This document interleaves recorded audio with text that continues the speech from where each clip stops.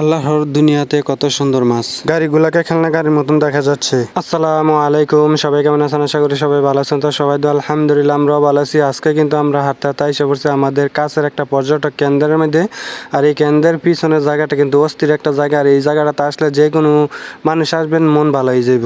আর এখানে কিন্তু অনেক টিকটকাররা আসে, টিকটকাররা এসে এখানে কিন্তু টিকটক বানায়। মানে এটা গিয়া চাইনিজ নিয়ার বন্ধ পাইলে ওই বন্ধের মধ্যে অনেক পর্যটক হয় এখানে। আর এখানে কিন্তু প্রতিটা জায়গার মধ্যে গাড়ি ঘোড়া দিয়ে বইরা জায়গা, মানে এত পর্যটক হয় আর কি, মানে বছরে একবার। আর আজকে আমরা কোন জায়গাটা ঘুরতে আসি সেটাই তো বললাম না। এটা হলে কিন্তু একটা চাইনিজদের মন্দির, আর এই মন্দিরে কিন্তু তারা পূজা দিয়ে থাকে।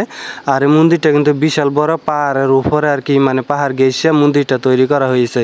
তো যাই হোক, আর এইটা এই মাছগুলো কিন্তু মন্দিরের পিছনে সাইডটা কিন্তু পার্কের মতন সাজাইছে তারা। এখানেই কিন্তু পর্যটকগুলো মানুষ বেশিরভাগ আসে, এখানে টিকটক বানায়। আজকে কিন্তু আমার সাথে আইছে মহি ভাই, তারপর আসিফ, তারপরে মাহাবুর ভাই, আমরা 4জন আইছি ঘুরতে।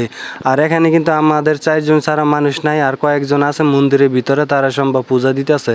আর এখানে দেখছেন মাছের জাগটা, এখানে মাছে ভরপুর, এখানে মাছগুলো। আর এখানে কিন্তু বিশাল সাইজের, মানে সাইজটা বড় বড়, প্রায় কয়েক কেজি, 40-50 কেজির মতন এত বড় বড় মাছ আছে। তো যাই হোক, এই মাছগুলো বেশিরভাগ সামনে আসে না, আর মানে পানির নিচে থাকে আর কি বেশিরভাগ। এই যে মাছগুলো দেখেন কত বড় বড় মাছ এগুলা। যাই হোক, আজকের ব্লগটা এই পর্যন্তই। সবাই ভালো থাকবেন, সুস্থ থাকবেন।